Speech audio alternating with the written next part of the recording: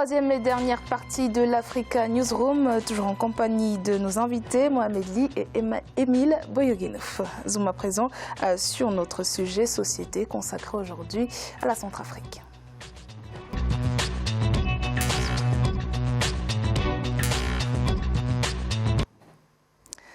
Mettre l'enfant au centre de la pacification de la République centrafricaine, un défi prégnant pour les autorités du pays. Selon des données du Fonds des Nations Unies pour l'enfance, plus de 2 millions d'enfants victimes du conflit centrafricain ont besoin d'assistance.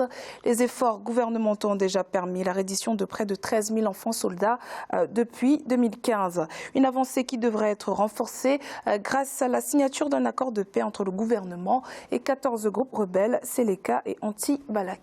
Nathalie Moore. Les autorités de la République centrafricaine présentent l'accord de paix de Khartoum comme un outil pour la protection de l'enfance dans le pays. Depuis sa signature le 6 février 2019, 155 enfants soldats ont été démobilisés des rangs des rebelles Seleka. Cet accord de paix est déjà salué parce qu'il traduit en réalité la prise de conscience de part et d'autre de la situation de vulnérabilité des enfants, qu'il faudrait que les parties prenantes, les parties ayant signé cet accord s'engagent véritablement par des actions, par la mise en œuvre, je sais pas, des mesures d'accompagnement concrètes sur le terrain. En République centrafricaine, 2 tiers des enfants ont besoin d'une aide humanitaire, un quart est déplacé ou réfugié et des millions d'autres sont déscolarisés, mal nourris et exposés à des maladies, à la maltraitance et à l'exploitation des enfants qui ont besoin d'être mis au centre de la résolution du conflit dans leur pays. Il est question qu'on leur présente également des alternatives. C'est des enfants, ils ont des droits, ils doivent repartir à l'école, ils ont besoin de manger, de se vêtir, de retrouver un équilibre familial. Donc au-delà justement de cette volonté, on s'attend à ce que des mesures d'accompagnement soient effectivement mises sur pied. Et au-delà même, on voudrait que la crise en elle-même s'arrête. La campagne Agir pour protéger les enfants affectés par les conflits a été lancée en République centrafricaine en partenariat avec le Fonds des Nations Unies pour l'enfance. Dans cette lancée, le gouvernement prévoit l'adoption d'un code de protection de l'enfant d'ici fin 2019. Alors Émile, l'accord de paix entre la Centrafrique et le gouvernement et les milices a permis la libération d'enfants soldats prisonniers et tous traumatisés pour la plupart. Cet accord entre le gouvernement et les milices est donc un véritable espoir pour ces enfants. Alors oui, c'est un espoir pour ces enfants, mais je suis étonné que ça arrive seulement maintenant. Ça fait un moment déjà que ces accords ont été ici, enfin qu'il y a eu un processus, le processus EDR a été lancé. J'imaginais que naturellement, il y aurait des mesures spécifiques pour les enfants et les femmes, qui sont les principales victimes des conflits. De ces conflits. D'une part, les enfants sont victimes parce qu'ils sont enfants soldats, parce qu'ils sont employés par les différentes factions qui s'opposent. D'autre part, il y a des enfants mineurs qui sont déplacés et déscolarisés. C'est l'aspect, du moins, c'est cet aspect social, à mon avis, qu'il faut très souvent dont il faut souvent prendre en compte quand on a vraiment mis l'accent sur l'aspect politique. Quand on essaye de résorber un conflit, exactement. Quand on regarde le conflit, du moins ce qui se passe au nord du Mali, c'est le même souci. On peut essayer toute forme d'intervention tant qu'il n'y a pas un réel processus qui prend en compte l'aspect social, les raisons pour lesquelles ces enfants deviennent des soldats. Alors, jamais on ne résorbera la question. Pourquoi on devient soldat quand on est enfant? Très souvent, c'est parce qu'on est désœuvré, on n'a pas d'emploi, on n'a pas d'avenir et on trouve on est un peu enrôlé de manière forcée aussi par ces milices. Ou alors, c'est parce qu'on donne un sens à sa vie en s'engageant dans ce type d'action. Donc, il faut que la résolution des conflits dans cette zone-là, en Afrique, en République centrafricaine, ouais, et pose les contours de ce qui se fait à peu près, du moins de ce qui est supposé se faire également se faire au Nord Mali, c'est-à-dire mettre une vraie démarche, une réelle démarche, mais très rapidement, parce que oui, au fond, comment on va réintégrer ces enfants dans la société? Il faut leur tout de suite les mettre en formation. Alors il faut leur montrer que être militaire leur donne moins d'espoir, que du moins combattre leur donne moins d'espoir qu'avoir une vie d'ouvrier, d'employé ou éventuellement de soldats dans l'armée régulière. Il faut leur donner un espoir et c'est parce qu'ils n'ont pas d'espoir qu'en général ils s'engagent. Et ce sont les mêmes raisons qui font que des individus deviennent des terroristes. Pourquoi on s'engage dans le terrorisme? Pourquoi on s'engage dans un combat comme celui-là où on est prêt à sacrifier sa vie? Très souvent, c'est parce qu'on n'a pas d'espoir et alors on n'a pas de formation, on n'a pas d'éducation, on n'a pas d'espoir et on se dit quitte à vivre, quitte à mourir, moi je préfère vivre en combattant pour des gens qui au moins contribuent à ma relative survie. C'est à peu près ce qui se passe dans ces zones-là. Alors Mohamed, il a parlé de cette réinsertion-là. Est-ce qu'à ce niveau, l'éducation ne pourrait pas être un pan justement qui pourrait aider ces enfants à sortir de... Vous avez parfaitement raison, vous m'avez manché sur la langue. C'est le cœur même, c'est l'enjeu de la reconstruction de ces pays, au nord du Mali ou en Centrafrique. Je veux dire, les États normaux, les États développés, les États en émergence doivent mettre déjà l'éducation au cœur de leur politique publique. Nous nous sommes fendus d'un très beau papier. Moi, je trouve, je parle du think tank IPOD, lors du fonds de l'organisation en février à Dakar sur l'Organisation mondiale pour l'éducation des enfants. Et sur ce point-là, nous avions alerté l'opinion internationale pour savoir la même dynamique qui a été enclenchée pour les maladies, le paludisme et le sida, parce que le monde se protège et qu'on comprend que nos frontières, le sida peut débarquer aux États-Unis ou autres, et que c'était une excellente initiative d'avoir mis le fonds contre la malaria et le sida, et que de la même façon et analogiquement, nous avons expliqué au monde qu'il coûtait plus cher au monde des enfants non éduqués que de mettre le coût de l'éducation pour ces enfants-là. Et aujourd'hui, pour revenir en Centrafrique, c'est une urgence pour un État qui a déjà failli, qui s'est affaissé et qui veut revenir pour que ce pays voit un avenir de façon sereine. Il est évident qu'il faut mettre les moyens qu'il faut et que la communauté internationale surtout doit les aider dans cela à récupérer est quand même tous ces enfants-là et à leur donner ce qu'on appelle, comme vous l'avez si bien dit, l'éducation, l'instruction. Moi, je comprends dans votre argumentaire, vous avez dit des choses que je partage, mais les mots ont leur sens. Les enfants ne peuvent même pas travailler. Parce que dans le droit de l'enfance, c'est le droit à l'éducation.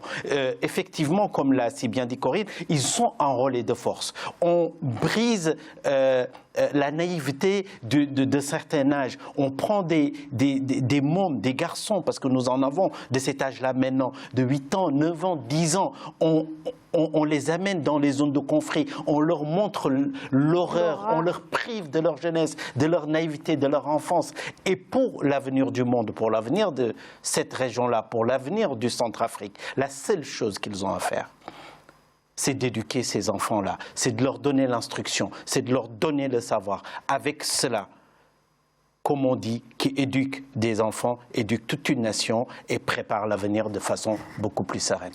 Alors pour les enfants arrêtés ou détenus en raison de leur association avec des groupes armés, comment la justice peut aider également à les réinsérer dans la société? Alors il faut deux types de mesures, deux catégories de mesures de façon générale. Avec les enfants, du moins à mon sens, il faut des mesures à la fois prophylactiques d'une part, préparer l'avenir, et il faut, parallèlement à cela, marquer le coup, sanctionner ce qui peut l'être, mais la sanction ici doit être une sanction réparatrice. Ils ne sont pas les maîtres du tort qu'ils ont causé à la société ici. Ils ont, comme vous le disiez tout à l'heure, pour certains d'entre eux, ont adhéré à cette cause de façon forcée. Donc il faut prendre encore tout cela. Il faut donc des mesures prophylactiques. Comme des enfants victimes. Pardon ? Les traiter comme des enfants victimes, parce qu'il a parlé de cette perte d'innocence-là. Voilà. Ici, il faut une casuistique. On ne prend pas en compte, en fait. Oui, tout à fait. Ici, il faut une casuistique. Il faut une casuistique, c'est-à-dire que traiter au cas par cas. prendre en compte les raisons pour lesquelles ils ont adhéré. Il y a différents profils. Ces enfants n'ont pas tous le même profil. Il y a de véritables... il y a des enfants qui ont adhéré à cette cause en toute âme et conscience, notamment ceux qui sont probablement à la fin de l'adolescence. Je parle de ceux-là. Ceux qui ce qu'on appelle en droit les enfants émancipés, disons. Voilà. Ceux-là ont probablement adhéré, certains d'entre eux auraient probablement adhéré de leur propre chef, et d'autres ne l'auraient pas fait. Donc il est bien également d'avoir des sanctions pour ce qui doit l'être, mais des sanctions qui leur permettent de reprendre le droit chemin, d'une part, et des sanctions prophylactiques, c'est faire en sorte que ça n'arrive plus. Et il ne faut plus que ça se reproduise. Il faut tirer les leçons de ce qui est arrivé là. Comment c'est arrivé et comment peut-on faire pour que ça n'arrive plus. Vous parliez tout à l'heure d'éducation. Voilà. Moi, il faut rendre compte de ce que ça veut dire éduquer. Ça veut dire rendre un individu social éduqué. Ça ne veut pas nécessairement dire envoyer un enfant à l'école pour accumuler des diplômes. Non, ça veut dire rendre un individu social éduqué. Alors, c'est dans ce processus-là qu'il faut inscrire le processus, du moins la démarche judiciaire ici. Elle doit être une démarche qui forme, qui répare, qui encadre et qui remet les enfants sur la voie. Ça, c'est ce que la justice, à mon avis, devrait faire. Vous voulez intervenir ? En ce qui me concerne, très clairement, je reviens sur les principes de droit positif. Un enfant, pour moi, la sanction est basée sur la responsabilité. La jeunesse, l'enfance, l'adolescence, quand on n'est pas à l'âge adulte, on n'est pas en âge de responsabilité. Donc on ne peut pas. La seule solution, moi que je vois, et celle que je préconise et que je mets au cœur de ce qui doit être les politiques publiques en Centrafrique, c'est la réinsertion. Et il y a, comme vous l'avez dit, des mesures prophylactiques et il doit y avoir tout un écosystème d'éducateurs, d'anthropologues, de sociologues, des gens qui connaissent les Centrafricains. De psychologues. Parce qu'en Afrique, on est parfois un peu rétif à voir et tout ça pour prendre ces enfants-là, les sortir de leur traumatisme, parce que traumatisme il y en a, les remettre dans le droit chemin, les socialiser comme vous l'avez bien dit tout de suite, et les remettre sur le chemin du savoir. Moi, quand je dis à ce niveau-là, le secteur de la santé est invité justement à apporter son aide avec des programmes psychologiques, clairement pour régler ce type de traumatisme. Et comment la population, elle, centrafricaine, vit ça? Ces enfants-là qui ont été brisés. On a lu des témoignages pour beaucoup qui n'arrivent pas, entre guillemets, à parler de ce qui s'est passé pendant leur période passée dans les milices, à d'autres enfants qui n'ont pas vécu la même expérience, de peur que les autres se moquent d'eux ou que les ostracisent. Comment éduquer la population justement à pardonner, je ne sais pas, mais à intégrer ces enfants-là? On voit le même ostracisme prévaut chez les femmes qui ont été confrontées aux situations de conflit. Elles ont été victimes d'exactions, parfois physiques, psychologiques ou morales, et donc elles sont ostracisées. Si elles ont combattu, elles sont considérées comme des femmes de mauvais caractère. Un peu comme les femmes. Elles sont mises au banc parce qu'elles par Boko Haram. Exact. Parce qu'on présume qu'elles ne sont plus pures, du moins elles auraient perdu leur pureté.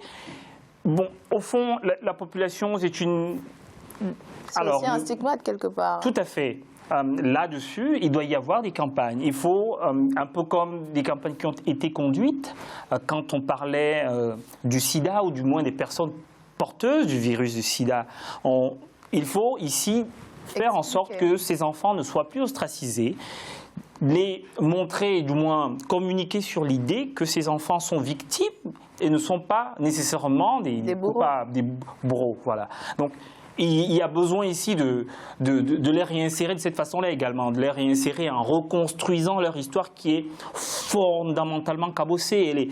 Elle est à reconstituer, ils sont à réparer ces enfants. C'est comme des étoffes déchirées. Oui, mais ça fait écho pour... ça sera le mot de la fin. Oui, ça fait écho pour le Rwanda. Ils ont fêté le 25e anniversaire. Le 25e anniversaire. Et il fallait en parler, il y a des tabous qui tombent, mais je je pense que si c'était facile, ça se serait su. Un peuple qui est fracturé, qui a vécu un conflit, comme au Rwanda, on peut parler à moindre mesure de la Côte d'Ivoire, il faut qu'ils se rendent compte, en Centrafrique, il leur reste un long chemin, un vrai travail de réconciliation d'abord, de pardon et de construction des âmes de façon individuelle pour de façon collective faire pays. Merci Mohamed Ly et Émile Boyogeno d'avoir participé à cette émission. Et merci à vous de nous avoir suivis. À bientôt.